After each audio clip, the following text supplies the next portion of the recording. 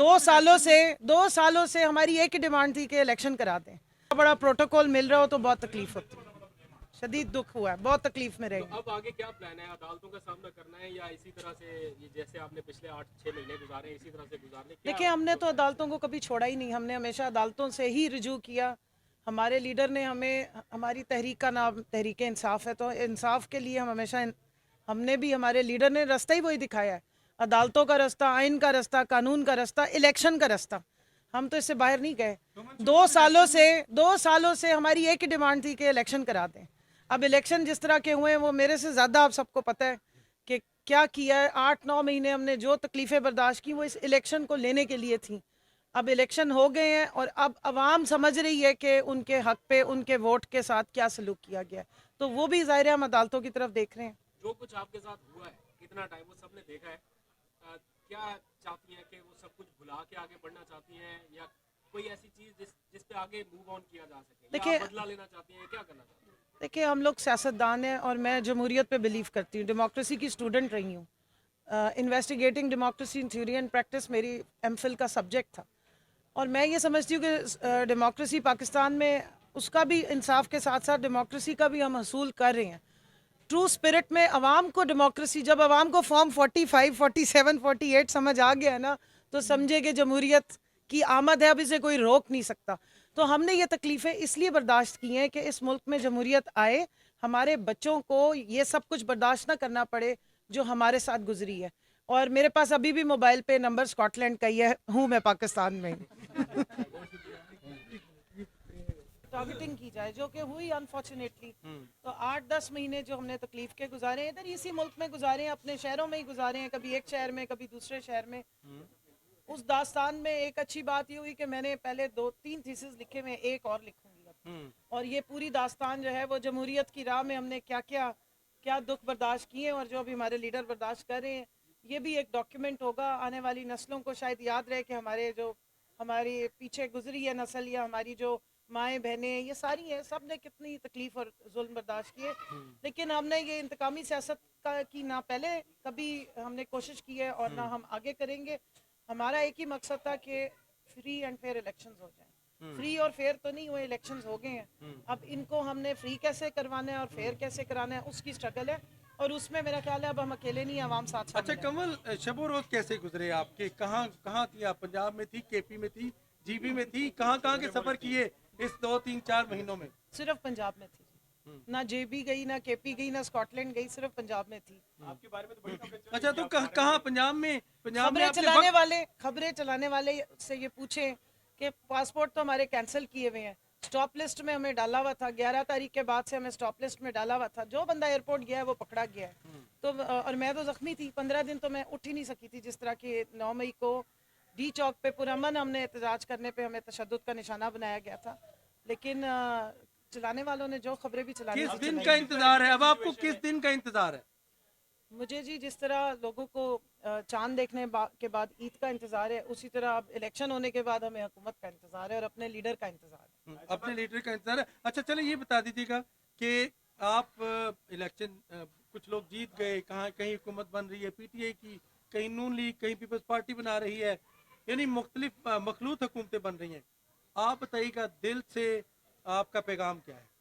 देखिए, हुकूमत असल में तो पीटीआई की बनी है, बाकी बनाई जा रही हैं। तो दिल से मेरा ये पैगाम है कि जो आवाम ने जिनको वोट दिया है, आवाम ने जिसको मैंडेट दिया है, हुकूमत का मतलब ही यही है कि, और जमहूरियत की स्पिरिट ही यही है कि जिसको आवाम वोट देती है हुकूमत उसकी बनती है। ज़बरदस्ती मखलूत या जैसी भी हुकूमत है वो बनाने की या थोपने की अगर आवाम पे कोशिश करेंगे तो हुकूमत तो शायद आप बना लेंगे लेकिन वो सस्टेन नहीं कर सकेगी। और अब तो जो बाहर बैठे हुए लोग हैं, जो बाहर बैठी हुई हुकूमतें हैं, जो मोस्ट पावरफुल क्वार्टर्स हैं, जिनके लिए लोग कहते थे कि उनको तो हम ना नहीं कर सकते, उन्होंने भी ये मैसेज भेज दिया है कि ऐसी हुकूमत से बातचीत नहीं हो सकेगी जो आवाम की राय से ना बनी हो। क्योंकि जमहूरियत के रास्ते जिस तरीके से ब्लॉक किए गए थे वो आवाम ने ही उनको खोला है अपने वोट की ताकत से। हमारा तो हमेशा पुरअमन यही मैसेज आवाम को भी रहा है कि हमने इंसाफ का रास्ता अपनाना है, हमने आइन और कानून का रास्ता अपनाना है, आइन को मुस्तहकम करना है और आइनी हदूद कयूद में रहते हुए अपनी जंग और लड़ाई लड़ी है और वोट की ताकत हमने दिखा दी है। अब वोट को इज्जत भी दें। एक मिनट, जाते जाते एक बात बता दीजिएगा, जाते जाते एक बात बता दीजिएगा आपने रिजर्व सीटों के हवाले से कितनी खवातीन आपके पास हैं जिनको आप मजलिस वाहिदत मुस्लिमीन के साथ शामिल करेंगे? देखिए हमारे पास तो माशाल्लाह 8,000 से ज्यादा हमारी खवातीन है। आप नाम लें, जितनी जितनी पार्टियों की लिस्ट है ना, सारी हमें दे दे तब भी हमारी पूरी रिजर्व नहीं सीट होती। के लिए मैंने बात की थी कि सबको तो नहीं दे सकते ना आप। देखिए हमारा जो मैंडेट चोरी किया जा रहा है वो इंशाल्लाह जिस वक्त हमारे पास आता है तो फिर पीटीआई के अलावा आपको असेंबली में कोई और खातून नजर नहीं आई। अच्छा, अब ये बता दें कि चलें। जो आपके मुकदमात थे क्या उनसे क्लैरिफिकेशन मिल गई है अभी? जी जेल बिल्कुल, में मैंने आपका पहले legal status क्या है? मैंने कोर्ट से अपनी सारी क्लियर 2 दफ़ा ली हैं, क्योंकि मैं जब अपने हलके में गई हूँ तो फिर मेरे साथ पुलिस ने जो सलूक किया वहाँ पे, और जिस तरीके से मुझे और मेरे वर्कर्स को और मेरे जो काम के लिए कैंपेन के लिए मेरी वालदा गई हुई थी, मेरी बहनें और मेरी ये सारी कोलीग्स गई हुई थी, मेरे घर पे रेड्स होते रहे हैं।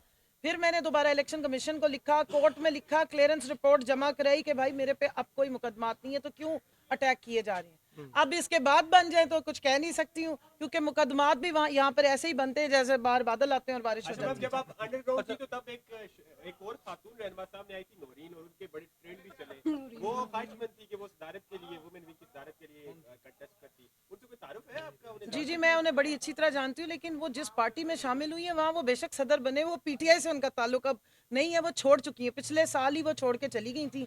और वो जो मुस्लिम लीग है काफ, उसको प्यारी होगी थी, वहाँ वो बेशक जाके प्रेसिडेंट छोड़ के मुस्लिम लीग की चेयरमैन बन जाए, हम उनको मुबारकबाद पेश करेंगे। नहीं, लेकिन जाने वालों के लिए रास्ते खुले हैं कि वापस आए? जाने वालों के लिए रास्ते बंद हैं, ये खुले हैं?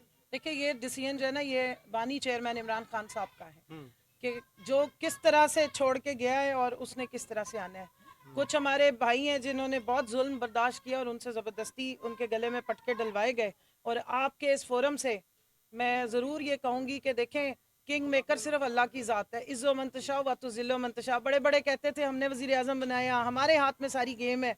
आज वो सियासतों से भी गए हैं, अपनी जो किंग मेकर या जिनके सिर पे चढ़ के पार्टियां बनाई थी उनकी भी उन्होंने मेंबरशिप चेयरमैनशिप छोड़ी है, और जिन बेचारों को ज़बरदस्ती पटके दिलवाए थे उससे भी उन्हें कोई फ़ायदा नहीं हुआ। तो ये इबरत का मकाम है। जमहूरियत सिर्फ अवाम की ताकत से हो सकती है, वोट की ताकत से आप इलेक्ट हो सकते हैं, और कोई ताकत आपको ऊपर जो है ना वो मसनद पे नहीं बिठा सकती। आइंदा सियासत कैसी होगी पीटीआई की, जारहाना या जैसे चल रही? आइंदा सियासत भी इंसाफ के तकाजों के, आइन और कानून के मुताबिक होगी और अवाम की ताकत पे होगी। ये खवातीन विंग जी, इसमें आप